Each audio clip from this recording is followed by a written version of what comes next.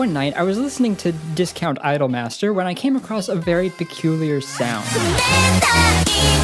It was a chord unlike any I had ever heard before. Rewinding the song, I scrambled to find some staff paper and began to attempt to decipher it. "This doesn't make any sense," I said. I was sure I had the right notes, but a root, a lowered fifth, a lowered seventh, a ninth, a 9-sharp 5 chord with no third? Is it a major chord or is it a minor chord? I didn't understand it. 9-sharp 5, no third, while complex, seemed like the best option. In frustration, I wrote it down and put it aside, thinking I'd never hear it again. But as time passed, I began to find this chord crop up in other songs. Not often, but when it did, it hit me with the same shock that it did the first time.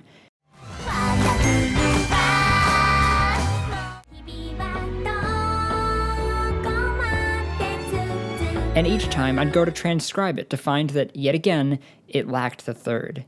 I asked around to see if anyone knew of this chord. Perhaps it was from a famous jazz song, and nobody responded. Throughout history, there have been... Hey, let me do this part. Sorry. Throughout history, there have been a multitude of chords that have become famous for the songs that they were used in or their unique voicings. Chords like the Tristan chord, or the Hendrix chord, or the So What chord. Thanks to a suggestion from one of the members of the Ongaku Concept Discord server, I've decided to call this chord the Blackadder Chord. Why? Because it sounds cool, which seems to be the only reason why anybody uses it. The Blackadder chord, in my experience, has two properties. Number one, a striking dissonance, and number two, a pull towards the chord a semitone below it. In the Oster Project song Labradorite, we see the Blackadder chord on B flat, leading into an A major 7.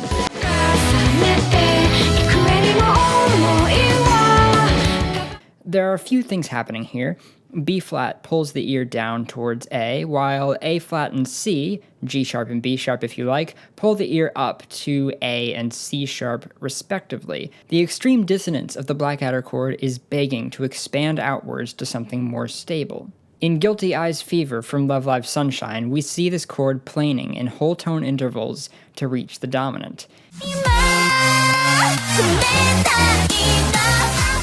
It's a special example in that it really exists for shock value alone. Those of you who are a little bit more familiar with music theory might have already come up with several different names for this chord, and you can think of it however is easiest for you to understand, but what I want to remind you is that chords are not single entities.